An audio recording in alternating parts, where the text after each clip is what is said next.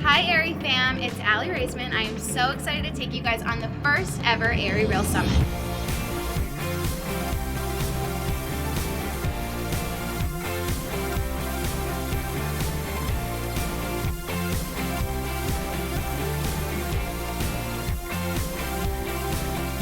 International Women's Day is really important because 90% of the world still sees women as less than men. And it's really devastating that even in 2020, gender equality does not exist. We have so much work to do, and Aerie is the forefront at helping women feel empowered and to become change makers.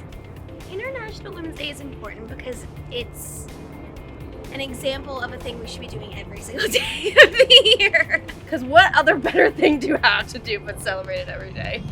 I think it's so important for women to raise other women up, to not view life as a competition where we're against each other, but realize that together we really are stronger. And we need to know and feel empowered to create change and to make our voice heard and to go out there and be authentically us. I think a lot of times change can feel overwhelming, like where do we even begin? And so this is a launch pad and a starting point for so many women today, which is beautiful. There's been so many women who have paved the way for all of us to be here today, to be able to do a summit where it's all about believing in yourself and being proud of yourself and fighting for what you want and fighting for your worth.